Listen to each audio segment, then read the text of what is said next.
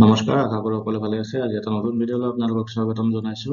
আৰু আজি আমি এই ভিডিঅ'টোত আলোচনা কৰিম মুখ্যমন্ত্ৰী মহিলা উদ্যমিতা অভিযানৰ বিষয়ে।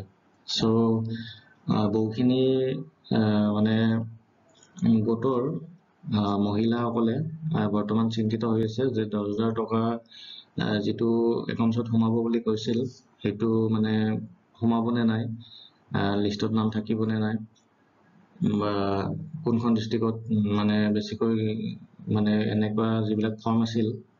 সো কিছুমান ডিষ্ট্ৰিক্টত বহুত বেছি ফৰ্ম ৰিজেক্ট হৈছে আৰু লিষ্টত নাম যিবিলাকৰ নাহিব সেইসকলে মানে কি কৰিব লাগিব, নেক্সট প্ৰচেছত কেনেকৈ নামটো উঠাব লাগিব বা ডকুমেণ্টছ কিবা লাগিব নেকি, গোটেইখিনি আমি এই ভিডিঅ'টোত আলোচনা কৰিম। সো ভিডিঅ'টো শেষলৈকে চাই থাকিব আৰু অনাগত এনেকুৱা ভিডিঅ'বোৰ পাই থাকিবলৈ চেনেলটো ছাবস্ক্ৰাইব কৰি দিব। সো বলক ভিডিঅ'টো ষ্টাৰ্ট কৰোঁ।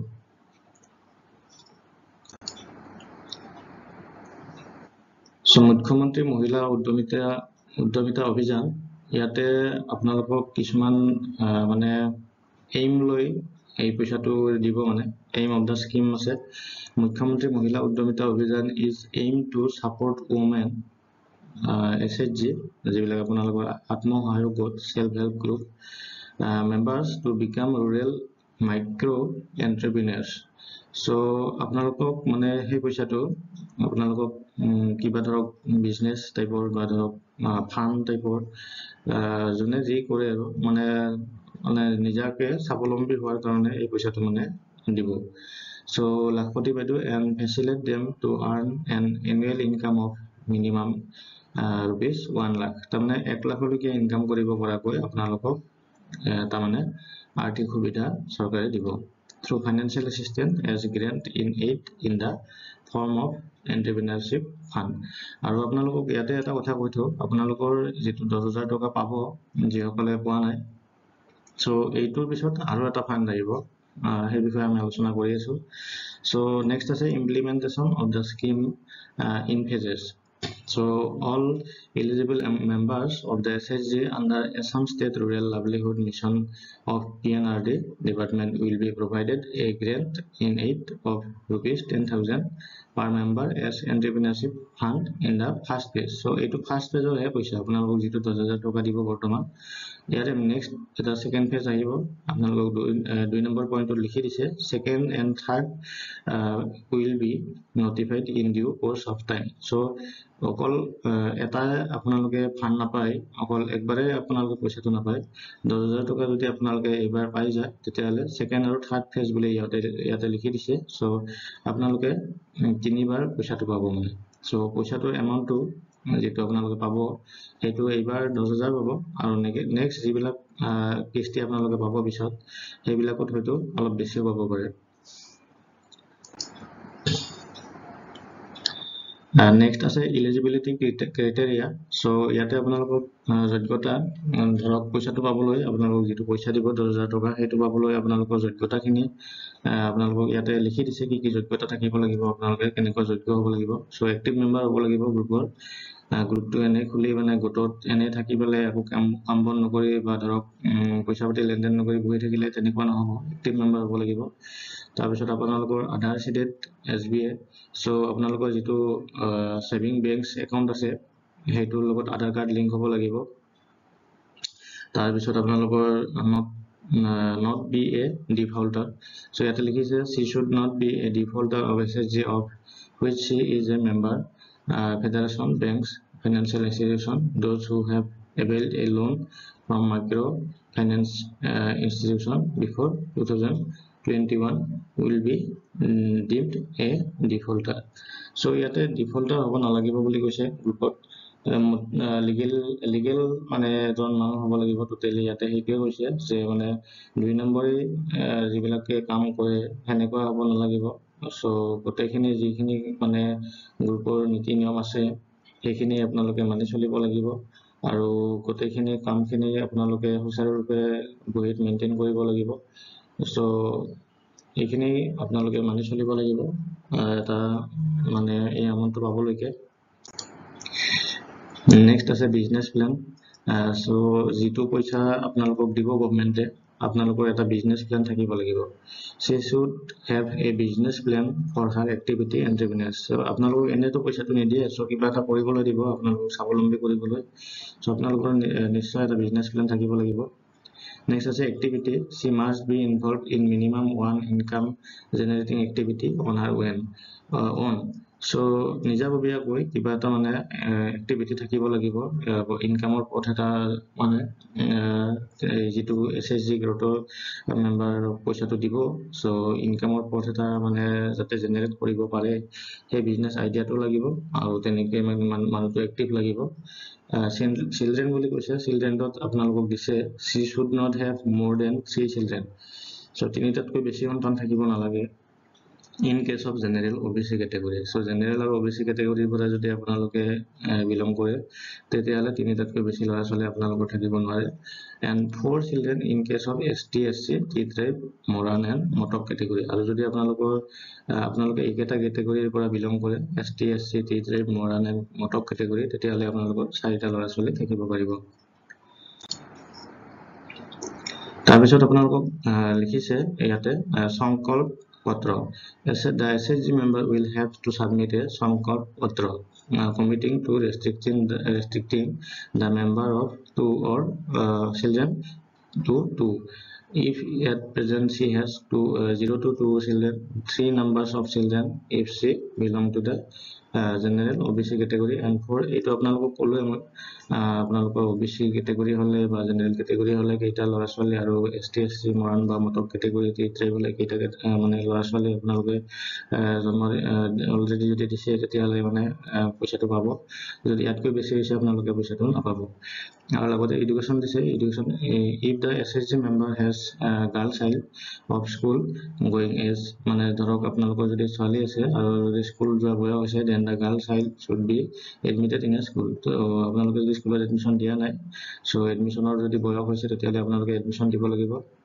she will have to sign a সংকল্প পত্ৰ pledging to the same in the future so সেই ছোৱালীটোৱে এখন মানে সংকল্প পত্ৰ বুলি এখন পত্ৰ থাকিব এখন সই কৰিব লাগিব in future ভৱিষ্যতে নেক্সট লিখিছে অমৃত বৃক্ষ আন্দোলন আপোনালোকে সকলোৱে গছৰ পুলি ৰুইছিলে এটো আপোনালোকক নতুনকৈ ক'ব লগা নাই so the SHG member has planted the sapling during অমৃত বৃক্ষ আন্দোলন and the sapling should be surviving আৰু বৰ্তমান সেই গছডাল জীয়াই থাকিব লাগিব যেডাল আপোনালোকে ৰুইছিল if not surviving new saplings are to be planted in place of that during the time of filling up the form or before submission of the form so formখন submission কৰাৰ আগত আপোনালোকে এই গছডাল যিবিলাক গছ আপোনালোকে ৰুইছিল সেইডাল জীয়াই থাকিব লাগিব আৰু যদি কিবা কাৰণত গছডাল জীয়াই নাই তেতিয়াহলে সেই জায়গাত বেলেগ এডাল গছ ৰুই আপোনালোকে তাতে গছডাল ডাঙৰ কৰিব লাগিব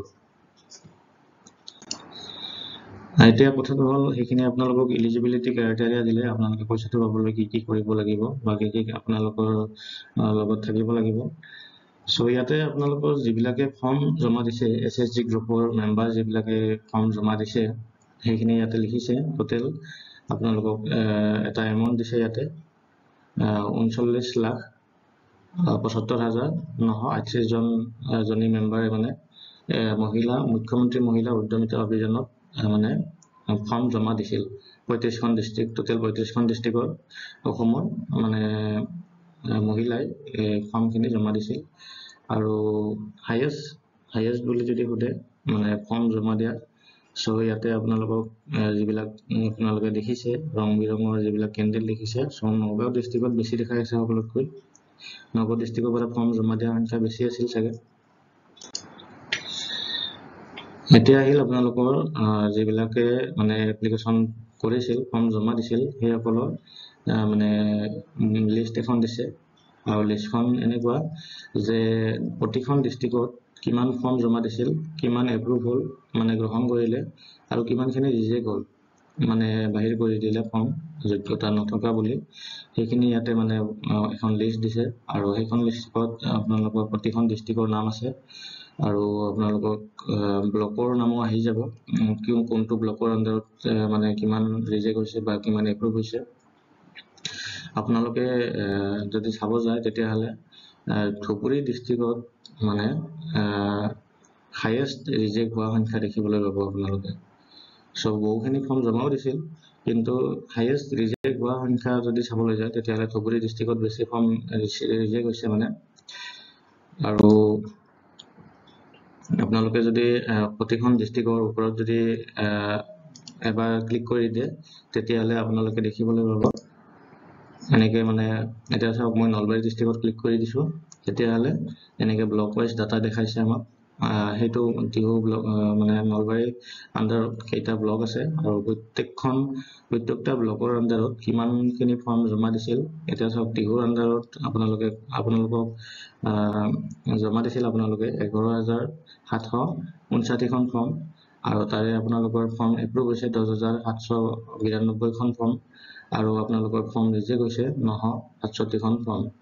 চ' এপ্ৰুভ যিহেতু হৈছে এই 10,792 জনী মহিলাই পইচাটো নিশ্চয় পাব। আৰু বাকী যিসকলৰ ৰিজেক্ট হৈছে সেইসকলৰ মই যে আপোনালোকক অলপ আগতে ক্ৰাইটেৰিয়াটো ক'লোঁ যে অমুক থাকিব লাগিব তমুক থাকিব লাগিব এনেকৈ যিখিনি ক'লোঁ, সেইখিনি যিসকল মহিলাৰ মিলা নাই সেইসকল মহিলাৰ মানে ফৰ্ম ৰিজেক্ট হৈছে, বা ফৰ্মখন আপোনালোকক যিসকলে ফৰ্ম ফিল আপ কৰিছিল সেইসকলৰ মানে ফৰ্ম যদি ফিল আপ কৰাটো কিবা যদি প্ৰব্লেম হৈছিল, অসুবিধা হৈছিল, ভুল হৈছিল, তেতিয়াহ'লে কিন্তু সেই ফৰ্মখন ৰিজেক্ট হ'ব। এতিয়া কথাটো হ'ল যিসকল মহিলাৰ ফৰ্ম ৰিজেক্ট হয় সেইসকল মহিলাই কি ভৱিষ্যতে পইচাটো নাপাব নেকি? ত' যিসকলৰ ক্ৰাইটেৰিয়া মিলে কিন্তু ফৰ্মখন ফিল আপ কৰাতে ধৰক ভুল হৈছিল সেইসকলে পইচাটো পাব, কিন্তু নেক্সট ফেজৰ যিটো পইচা দিব তেতিয়াহ'লে নতুনকৈ সিহঁতে ফৰ্ম জমা দিব লাগিব ব্লকত গৈ, বা আপোনালোকৰ যিবিলাক ভিঅ আছে ভিঅত আপোনালোকে আলোচনা কৰি ক'ত জমা দিয়া ভাল হ'ব গোটেইখিনি যাতে আলোচনা কৰিব পাৰিব আপোনালোকে, গোটেইখিনি আলোচনা হ'ব। তাৰে পিছত আপোনালোকে ফৰ্মখিনি জমা দিব পাৰিব আৰু নেক্সট ফেজৰ পইচাবিলাক আপোনালোকে পাই যাব, যদি আপোনালোকৰ ক্ৰাইটেৰিয়া মিলে। যি লাগে বুলি কৈছে আপোনালোকৰ যদি সেইখিনি মিলে তেতিয়াহ'লে আপোনালোকে পইচাটো পাই যাব। চ' আপোনালোকক ক'লোঁ লিষ্টখিনি কেনেকৈ ওলাব লাগে আৰু কিমানখিনি ফৰ্ম আপোনালোকক কালে গৈছে বা ৰিজেক্ট হৈছে সেইখিনি বাকী ডিষ্ট্ৰিক্টৰ ক্ষেত্ৰতো আপোনালোকে চাব পাৰিব। ডিষ্ট্ৰিক্টখনৰ ওপৰত ক্লিক কৰিলে এনেকৈ আপোনালোকৰ ব্লক নেমবিলাক আহি যাব, কোনটো ব্লকৰ আণ্ডাৰত মানে কিমান ৰিজেক্ট হৈছে, কোনটো ব্লকৰ আণ্ডাৰত কিমান এপ্ৰুভ হৈছে, গোটেইখিনি নাম্বাৰ আপোনালোকে দেখিবলৈ পাব ইয়াতে। আৰু লগতে আপোনালোকে যদি আজিকালি মানে হাতে হাতে সকলোৰে মোবাইল থাকে, চ' আপোনালোকে যদি অনাগত দিনত টাচত থাকিব বিচাৰে আঁচনিবিলাকৰ বিষয়ে, অসম চৰকাৰৰ যিবিলাক আঁচনি ওলায়, বিশেষকৈ আত্মসহায়ক গোটৰ ক্ষেত্ৰত যিবিলাক আঁচনি ওলায় সেইবিলাক Assam state rural livelihood mission ASRLM বুলি কয়, এইটো ডিপাৰ্টমেণ্টৰ আণ্ডাৰতে গোটেইখিনি ওলায়। চ' আপোনালোকে ইউটিউবত এটা চেনেল আছে Assam state rural livelihood mission বুলি, চ' এই চেনেলটো আপোনালোকে ছাবস্ক্ৰাইব কৰি থৈ দিব।